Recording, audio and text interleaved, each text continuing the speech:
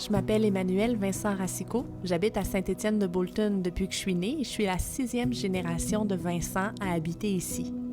La devise de ma famille, c'est « Souviens-toi de ceux qui t'ont précédé, pense à ceux qui te suivront. » Famille Vincent, ouvrir en 2050.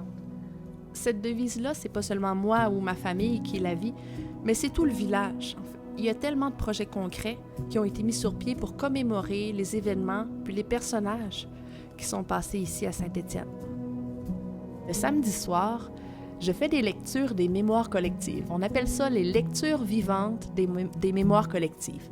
Ça se trouve à être des récits qui nous ont été légués par nos aïeux. Que ce soit mon arrière-grand-père Raoul Vincent ou mon grand-père Gilles. La municipalité a acquis son titre il y a environ 100 ans. Joseph puis Cordélie des Hôtels, ils se sont mariés en 1887. Ils ont eu 15 enfants. 100 ans plus tard, on comptait 1002 descendants.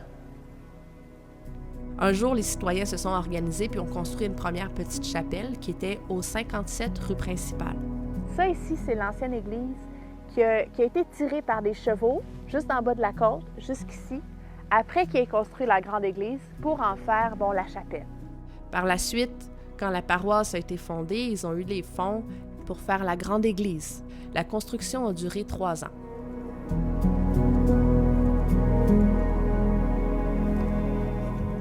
Il y a de moins en moins de gens qui vont à l'église, mais l'esprit de l'église demeure dans la municipalité. Bon, merci. Tu me donnes ça pour que j'amène ça à Touski? Super! Il y a une grosse force dans la communauté. En fait, j'appelle ça une force, un élan, une poussée. Il y a à Saint-Étienne des jardins communautaires, comme on en voit pousser un peu partout, mais il y a aussi un poulailler communautaire, le premier à ma connaissance en région. On a aussi une friperie alternative, tout ce qui se met. On a le frigo communautaire, tout ce qui se mange. Il est ici notre tout ce qui se branche.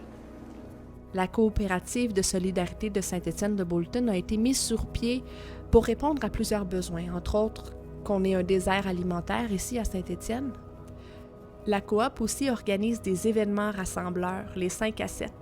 Et pendant ces 5 à 7-là, on a Thérèse, la conteuse du village, c'est-à-dire ma grand-mère Thérèse a écrit les livres à partir des mémoires de mon grand-père et de mon arrière-grand-père, et elle était là pour commenter.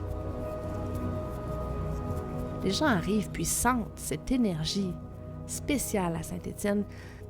Je monte le rang Vincent tous les jours, puis je pense à tous les jours à mes parents, mes grands-parents, mes arrière-grands-parents, puis même ceux avant, qui l'ont monté des centaines de fois, avec leurs pensées, avec leurs bagages, avec leur vie. Puis je me dis, moi aussi, j'ai envie que mes petits-enfants, ils montent cette côte-là puis qu'ils pensent à ce qui se passait avant, pour mieux planifier le futur, pour faire quelque chose de beau puis qu'on continue de travailler ensemble.